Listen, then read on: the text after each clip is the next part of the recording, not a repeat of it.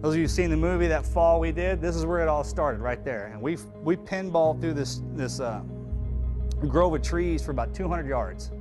I landed on my back, and I broke my back in multiple places, broke my pelvis, and Mikey landed on his face. I remember he crushed his face pretty bad because when he sat up to look at me, it was, you know, all bloody or whatever. He turned around.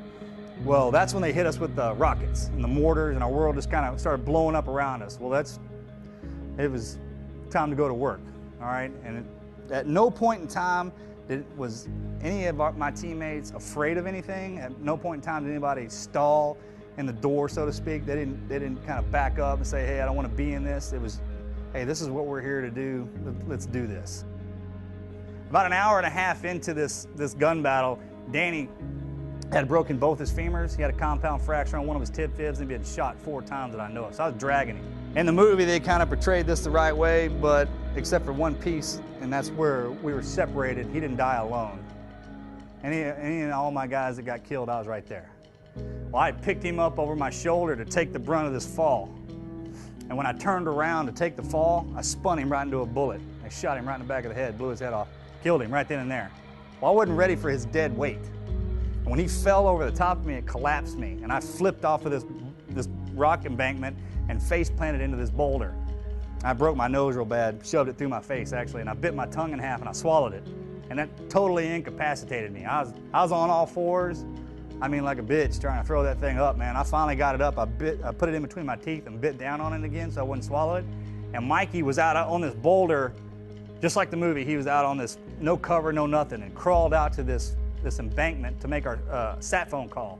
He was sitting up and took 2 rounds through the chest, spun him like a top, dropped him on his face. And this bothered me. He was my best friend. Had been for a long time. We've been through a lot of stuff together. I mean, I loved him. I never told him I loved him while he was alive, because guys, we just don't do that. But you know, I'll see him again soon. Probably one of the first things I tell him. And then he started screaming my name for help. You could hear a lot of AK fire into his area, a lot of RPGs. I mean, they were laying it on him pretty hard. Because I couldn't get to him, it was too steep. And he had that sat phone up next to his ear, and he got shot right between the shoulder blades, dropped him right on his face. Normally, to break a Navy SEAL, you have to kill us. That's why we make it into our training. That's why we can call ourselves SEALs, because the only way you're going to break us is to kill us. I snapped right there, like a twig, like a little bitch. I couldn't stand to hear him die. They killed him. I never saw him again, ever.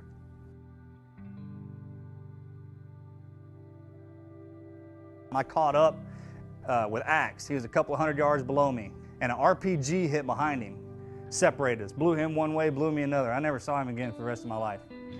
It knocked me out again. When I came to, I was laid over the back side of this rock. I was upside down.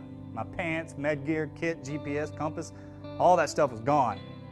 I had a harness on, had 1 magazine with 11 rounds in it. I went out there with 13 magazines of 30 rounds. I rolled over. I was paralyzed from the waist down. I started crawling, using my elbows. I started pulling myself through the dirt into the side of this ravine. Well, I got up, man. The sun was going down, and I started to crawl. Well, I was in bad shape. I was dying. I didn't know what to do. And I was laying in this tree, looking at the moon, and feeling sorry for myself. And I must have laid there, and I was thinking, my brother's a Navy SEAL too. I got a twin brother, he's a Navy SEAL. And I was thinking about him a lot and my teammates and everything that all the training that I'd been through. And I laid there, I was like, you're being a bitch, get up, let's go. That's exactly what I said. What was I gonna do, lay down there and die? I wasn't gonna do that. I definitely wasn't gonna feel sorry for myself. And I kept thinking, I was like, all right, I'm still alive, man. I'm alive. I mean, they fought and died. I'm still alive. So the mission's still on. Let's go. So I reached out and I grabbed a rock. And I reached out as far as I could and I drew a line in the dirt in front of me. I was like, I'm gonna crawl to that till my feet hit it. If I'm still alive, I'm gonna do it again. And that's what I did. I'd draw a line, crawl to it, my feet would hit it. I'd fall down a hill, I'd crawl up another hill, I'd draw another line. And I did that for 7 miles. When it was an option, when I was out there and I was shot, I laying down there, and somebody was like, well, why didn't you quit? Because that's not an option, all right? That's not what I am. You understand what I mean? So if I'm a Navy SEAL, I'm a gunfighter, I'm a war fighter, and if I get shot and I can pick myself up, I'm gonna pick myself up till you shoot me again and kill me. Basically, I'm not gonna stop. ever, period. Until you take everything away from you. You strip it all away. That's the way we're trained. From the day you go into training, they take away everything that you are and that you ever were. And then they mold you back up to what they want you to be. You accept the fact that you're a football player. So why in the hell would something prevent you from doing that and doing what you're supposed to be doing on the field?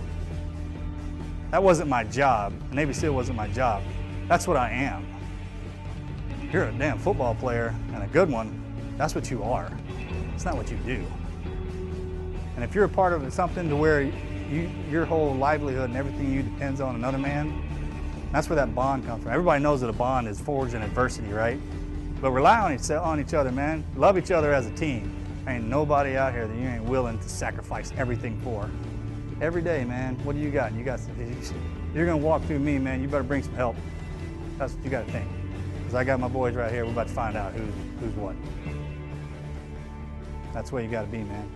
Like, it's gonna take everything you got to get to the end of this field. You better pray to God you put the work in, because I have.